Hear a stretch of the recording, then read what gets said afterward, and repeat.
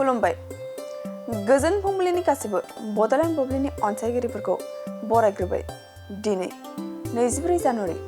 बुधबारनि फानजामुथिखौ फरायथिना लादों आं कमलि ब्रह्मआ फानजामुथिनि गिबियाव दं मेष राशि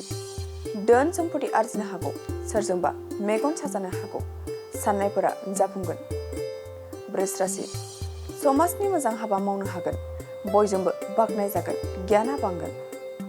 मिथुन राशि गोरोन्थि हाबा मावफ्लांनो हागौ बयजोंबो सोंखारि जागोन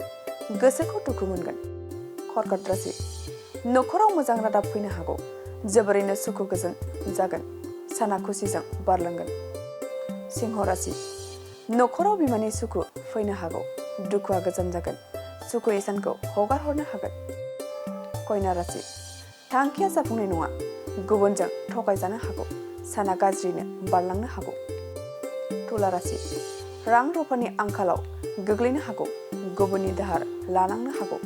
जेंनाफोरा जोबनाय नङा वृश्चिक राशि माबा मोनसे बिबान मोननो हागौ गोसोआव गोजोननाय मोनगोन मोजां सान जागोन धनु राशि देहाया मोजां थासारियाव फैगोन आगोलाव जानानै थानाय बेरामा गानो हागौ मकर राशि रावनिबो हेफाजाब लायालासिनो खामानिफोरखौ मावफुंनो हागौ गुबुननि सिङाव थानांनाय नङा कुम्भ राशि नखराव गोजोन गैयै थासारि सोमजिनो हागौ जोबोरैनो दुखु दाहा सहायनांनो हागौ मीन राशि गोजान लामा दावबायनो खाबु मोननो हागौ गोजाम लोगोखौ लोगो मोननो हागौ दिनै सानसेनि राशि फरायथिनायाबो एसेनोसै आसा खालामो नोंथांनि दिनैनि साना मोजाङै मोजां थांगोन बेखौ बड'लेण्ड बुब्लि नखरनिफ्राय मिजिंथिबाय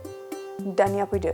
नोंथांनि फानजामुथिखौ बड'लेण्ड बुब्लिनि हेफाजाबजों मिथिना लानि गोजोन्थों Good news for everyone. For the academic year 2024-2025, admissions to playgroup, nursery, LKG and UKG are underway at Vidyavili Kids School in Habubari, Kokrajhar. This Vidyavili Kids School has many facilities for students like smart class and daycare. Indoor, outdoor game, art and craft workshop, playful learning, environment and dance room, modern teaching aids, audio visual room. Good teachers, student one-on-one training on one language and speech development. Experienced teachers, green knowledge. Why are you waiting for the admission? Call 6900 304050 for more details.